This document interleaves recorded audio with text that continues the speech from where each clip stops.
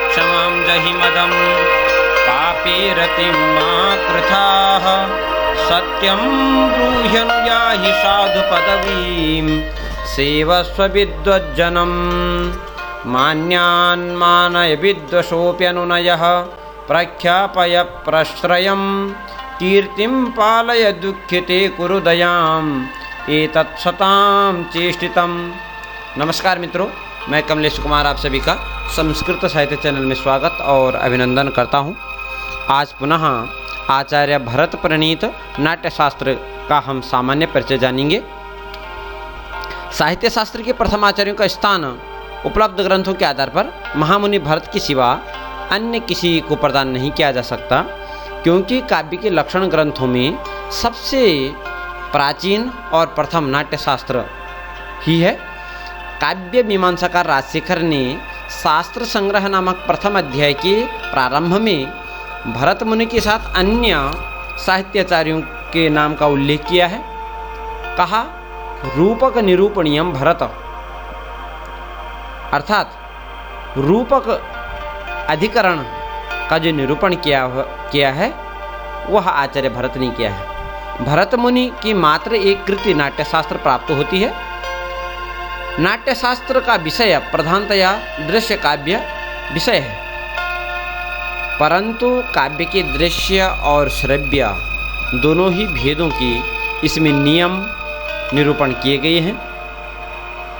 यह अवश्य है कि जितना दृश्य काव्य विषयक नाट्याभिनय का वर्णन है, उतना रस, अलंकार, गुण, दोष, वृत्ति, नायिका भेद आदि का वर्णन नहीं किया है।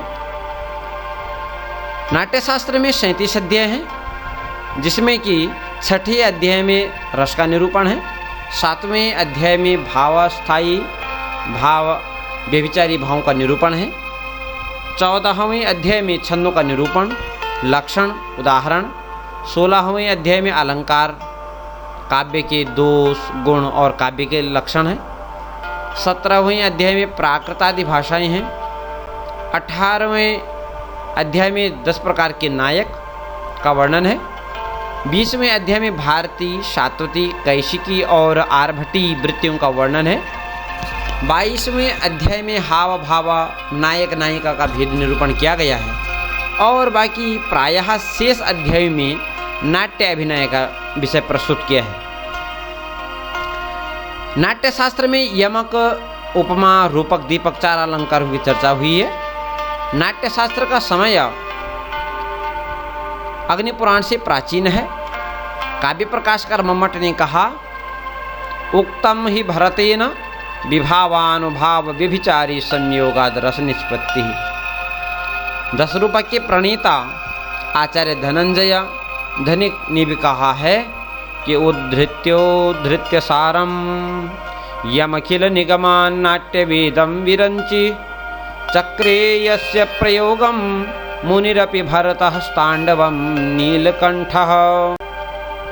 ध्वन्यालोकार आनंदवर्धन, भवभूति और बाणभट्ट के बाद कवि कालिदास ने अपने विक्रमोर्वशीय में लिखा कि मुनिना भरतेन यह प्रयोगो भवति स्पष्ट रसाश्रयः प्रयुक्तः ललिताभिनयं तमद्य भर्ता मरुतां दृष्टुमनास लोकपालः।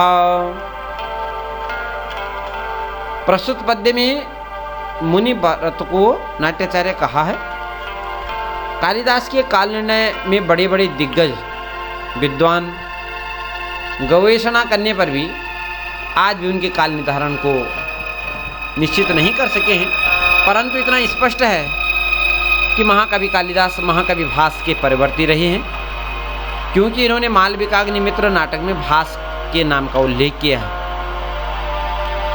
महाकवि भास का समय कालिदास से पूर्व है, यह भी निश्चित है। कालिदास की मालविकाग्निमित्र और रघुवंश आदि की रचना में अग्निमित्र और उसके पिता पुष्यमित्र के चरित्रों का स्पष्ट प्रतिबिंब प्रतीत होता है। अतः इनकी स्थिति काल कालिदास का श्रृंगवंशीय अग्निमित्र के राज्यकाल में होना संभव प्रतीत होता है, जिसका समय ईस्वी सन के प्रारंभ के लगभग है। नाट्यशास्त्र की अंतिम सीमा, जिसे काणे ने पीवी काणे ने कालिदास के समय को स्वीकार किया है। संभवतः उन्होंने विक्रमोर्वशीय नाटक में जो भरत का नामोल्लेख प्राप्त होता है उसी अनुमान के आधार पर कालिदास के पूर्ववर्ती भरत को माना है।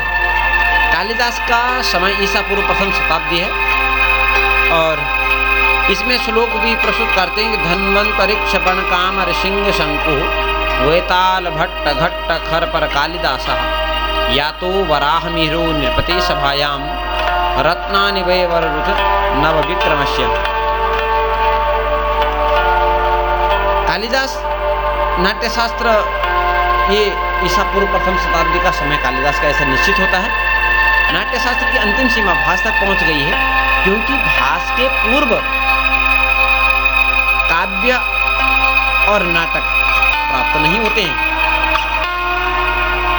उपर्युक्त उदाहरणों में कालिदास आदि के नाटकों में भरत मुनि का ब्रह्मादि देवों के साथ साक्षात संबंध और वाल्मीकि आदि के समकालीन होना उल्लिखित प्रतीत होता है। साहित्यिक विषय पर ध्यान दिया जाए तो प्रत्यक्ष ज्ञात होता है कि अलंकार शास्त्र के प्राचीन लेखक जैसे भट्टी, आचार्य भामह, आचार्य दंडी, उद्भट आदि ने 38 से 50 अलंकारों का निरूपण किया है।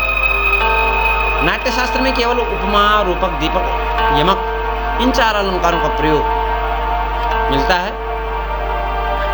जो कि विकास क्रम का सर्वप्रथम रूप प्रतीत होता है। अतः निर्विवाद रूप से यह तो सिद्ध है कि आचार्य भरत का जो समय है वो वैदिक काल की बात है और पौराणिक काल के पूर्व नाट्यशास्त्र का जो समय है ईसा पूर्व से पूर्व प्रतीत होता है, परंतु कोई निश्चित समय नहीं है। अस्तु, धन्यवादः, नमस्कार।